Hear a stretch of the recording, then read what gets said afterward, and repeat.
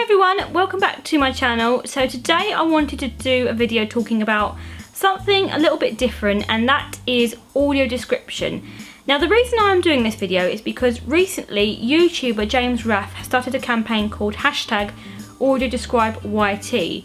Now James is a filmmaker and a YouTuber who also happens to be registered visually impaired, and recently he made this video talking about audio description, what it is, why it's there, and to lobby YouTube to incorporate a feature on their website to enable us as content creators to add audio descriptions to our videos in the way that we do with closed captions.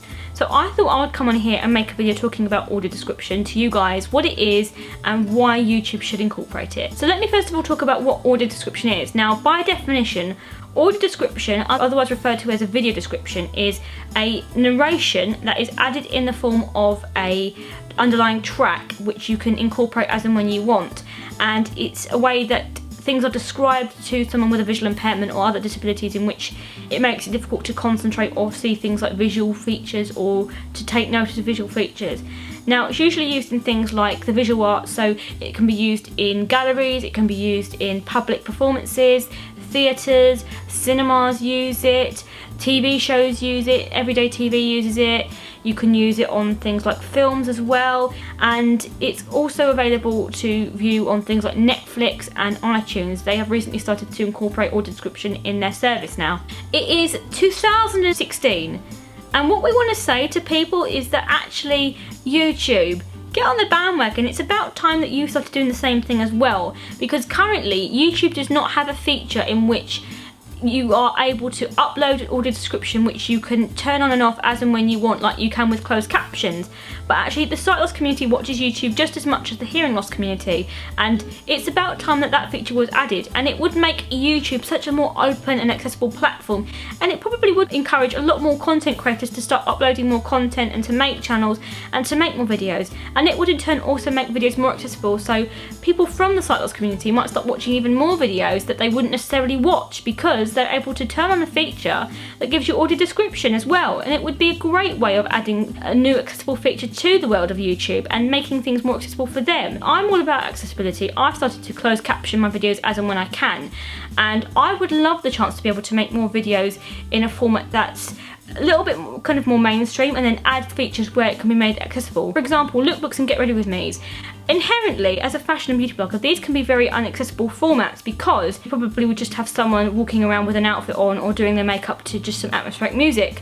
However, by audio description, you could have the option of adding audio description to it, which would tell you things like about facial expressions and what's on screen, and thus you would be able to know what is on there on the screen as someone with a visual impairment, and this would thus make a video more accessible. And it'd be a great way of opening the world of YouTube and aspects of YouTube to a wider community. After all, there's 2 million people in the UK alone living with sight loss, and I'm willing to wager that a large portion of them use audio description and probably would use YouTube more if it had audio description. Audio description itself is used for lots of different things. It's used to describe things like facial expressions, actions, it's used to describe things like what's going on screen, it's used to describe things like colours and details on the screen and the settings as well. It's got a wide variety of uses. Sometimes it's used more often than not, and sometimes it doesn't need to be used as much if there's a lot of dialogue going on the screen. One example I want to show you now is a video taken from the RNIB's YouTube channel. Now the RNIB do make secondary videos that have audio description, and this is enabled to allow visually impaired people to access the video and understand what's going on. However, if YouTube itself was made accessible as a platform, there would be no need to do this. It could be a mainstream video in which audio description could be accessed on that video, and it would just have to be one video in which it could be made accessible in different ways. But I'm going to show you this video from RNIB. This is a small cutting from their I'd Miss campaign.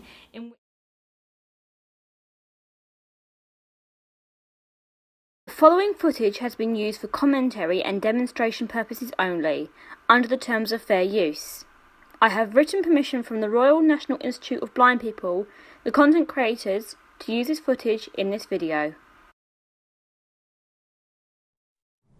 Against the far wall of a room, a wardrobe with double doors stands between a chair which has a teddy bear sitting on it and a lit standard lamp. A young girl wearing a long nightdress opens the doors. She reaches in and feels the sleeve of a jacket. She parts the clothes on a rail. There's no back to the wardrobe. So as you can see by that clip, That's an example of how audio description can be used for things like setting and things like actions when there isn't any audio indication of what's going on the screen. It can be used as much or as little as it's needed and as the content creator feels is necessary. If you was creating a video where there was a lot of dialogue, you might not need to have a lot of audio description, just occasional things like setting and actions if at any point a character gets up and moves around the screen or does something like pull a facial expression. I just want to also say that the sight loss community aren't the only ones who would use this feature. There are lots of different disabilities in which people can be affected in different ways. Things like concentration or things like the ability to watch the screen. So for example, a condition like epilepsy might be an example. If someone can't watch a blue screen for any period of time because of the way it can trigger epilepsy, that might be a way in which they can use audio description, so they can have a video on in the background but not watch it, so they are able to use audio description to know what's going on the screen. Or an example where a person has a condition which affects their ability to concentrate and to pick out details. That might also be a good way to use audio description. Or a condition where someone can't physically sit up and look at a screen. There are lots of different disabilities in which audio description could be used, but also I just think it's a generic feature that could be used for everybody. I mean, after all, audio description is useful for lots of different people, and we're not going to be able to see every single detail of something at every given time. And therefore audio description would enable you to have so much more of an experience of what's going on the screen and what's visually going on if you can't physically see it, or you just need to be able to have a little bit more indication of what's going on. And it can also just be used for commentary purposes as well, and purposes where you're perhaps making a project or you want to know more about the video and how it's been made and how it's used and things like visual indications, and therefore audio description would be a good way of enabling you to do that. Audio descriptions has many benefits as a rule, and it's not even just for access, it's just a generic thing that should be available. And James Rath has therefore started the Audio Describe YT campaign, and this is a campaign where James Rath is asking people to lobby YouTube to think about adding audio description to their services in an accessible feature like we do with closed captions. YouTube has already made a very positive step and is now accommodating to the hearing loss community, but it's about time that they extended that and started to accommodate to the sight loss community as well. I would love to see YouTube incorporate audio descriptions into their service, as I think it would make a very positive step into making YouTube a more accessible place and also encouraging more content creators with sight loss and other disabilities to create content and become YouTubers. I think it's a win-win situation personally, and I'd love to see it as a feature. So YouTube, you've heard my thoughts. What do you think? If you want to get involved with this campaign, you can do. Just tweet or share a content or a video or a blog post under the hashtag AudioDescribeYT. I'll also link down below some videos made by other YouTubers, including James Rath of the campaign, so you have some ideas of how you could talk about it on your own channel or your own blog or your own social media outlets. I just think it's about time we spread the word and lobbied YouTube to consider this and to think about the sight loss community and an audience that would potentially have very great use out of this service, and it would be a very positive step. So that's it for this video today, guys. I really hope you enjoyed it. Do be sure to share this on social media and have your say in the Audio Describe YT social media campaign. I'd love to hear your own thoughts as well. Comment below how you use audio description or where you use audio description or how you think YouTube adding audio description would help you as well. And I'd love to hear your comments. Don't forget to like, comment and subscribe as well, and I'll see you guys in my next one. Bye!